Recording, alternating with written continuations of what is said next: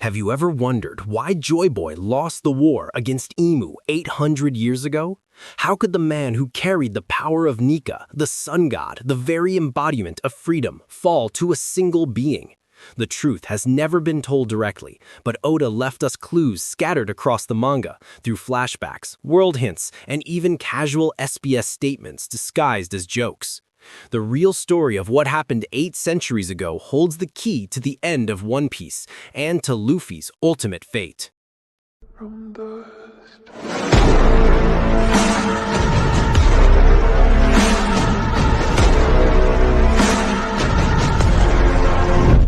Before anything, we must understand this. Joyboy was never just a man. He was a symbol, a figure of the ancient era, a man who wielded the human fruit, model Nika, representing the sun, laughter, and liberation. But Nika's power isn't only about joy. It's about rebellion against oppression itself. Emu, on the other hand, wasn't just another ruler. Emu is a timeless being, a shadow that has sat upon the empty throne for 800 years, untouched by death or time. Some theories suggest Emu belongs to a race known as the Nerona, the ancient demons who once ruled before the rise of the world government. And honestly, that would explain everything: the immortality, the darkness, and the control over history itself. Joyboy didn't fight alone. Behind him stood the Great Kingdom, a civilization so advanced that even Vegapunk's inventions pale in comparison. But against them stood the 20 kingdoms, united under a single banner. And those 20 kings didn't win through strength alone. They had help, dark help.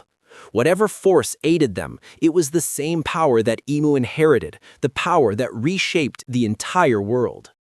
Here's the core of the theory. Joyboy didn't lose because he was weaker. He lost because the world was unbalanced. He represented the light, but not the darkness. In the world of One Piece, balance is everything, just like yin and yang.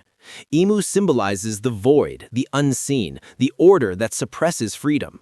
Joyboy symbolizes the light, the laughter, and the liberation that frees the world. To defeat one, both forces must exist together. Light cannot destroy darkness. It must unite with it. Now comes the biggest revelation. 800 years ago, there was another legendary pirate, Davy D. Jones. You've heard his name before in the Davy back fight, right? But that so-called game wasn't just for fun. It was a ritual, a forgotten echo of an ancient legend. Davy D. Jones wasn't a myth. He was real, the king of the seas, the master of the souls lost beneath the waves, known as the Lord of the Abyss. He was the origin of the D, the will passed down from those who challenged the heavens. And here's the crazy part. Rox D. Xebec wasn't just a pirate. His real name was Davy D. Xebec. He was a descendant of Davy Jones himself. Rox entered Mary Geos and faced Emu directly, claiming he would end this world. He said something everyone overlooked. To rule the seas, one must wield 2 fruits. And those 2 fruits weren't random. They were the sun and the darkness. The fruit of Joyboy, Nika, and the fruit of Davy Jones, the true Dark Zoan, not a mere Logia. Yes, the Yami no Mi isn't a simple darkness fruit. It's the other half of Nika. Just as Luffy embodies light and freedom, Blackbeard embodies the shadow, the depth of the sea. They are 2 halves of one divine power, split apart since the Void Century, the sun and the abyss. That's why Blackbeard's body is so strange. That's why he can hold more than one fruit. Because his fruit isn't of this world, it's ancient, tied directly to the lineage of Davy Jones himself. When Joyboy fought Emu, it wasn't merely a battle of power. It was a battle of concepts. Emu represented control, the system, the law. Joyboy represented chaos, laughter, and liberation. But to destroy control, light alone wasn't enough. He needed the darkness beside him, the sea's will. And because that balance didn't exist yet, he fell. Not because he was defeated, but because the world wasn't ready for harmony. Now comes the baddest revelation. Rox D. Xebec tried to finish what Joyboy started. He tried to overthrow the world government and bring forth the true age of freedom. He sought 2 fruits, just like Joyboy needed 2 powers. But time ran out for him too. He was erased before the balance could be restored. And now, 800 years later, the story repeats itself. Luffy, the sun, Blackbeard, the darkness, both carry the initial D. Both are destined to meet Emu. And both, whether they like it or not, will have to unite, if only for a moment, to bring down the eternal order. A temporary alliance between light and dark, the sun god and the abyssal devil, to end the rule of the Immortal King. Oda once said he loves alliances between enemies against a greater evil. This might be the final one. Luffy represents joy, Blackbeard represents death, and Emu represents the frozen world between them.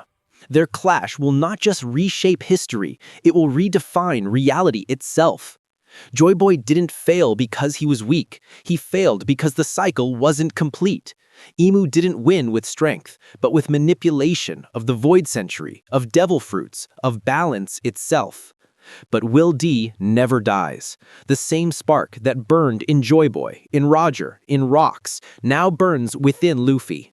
And this time, he won't fight alone. The sun and the shadow will finally merge and the false throne will fall. And when that happens, the world will finally understand what Joyboy meant by freedom. The dawn of the world will arrive, the celestial dragons will burn away like mist, and the true age of the sea will begin. When Emu's crown shatters and the world sees the sun rise again, Luffy will smile. The same smile Joyboy wore even as he fell. All right, pirates, before we sail into the next adventure, remember, this crew's strength comes from you. Hit that like button and join the crew by subscribing. Every like is another spark pushing us closer to our dream. Our goal for this video, 200 likes. Let's prove that our crew never backs down. Now, set sail and let's chase the One Piece together.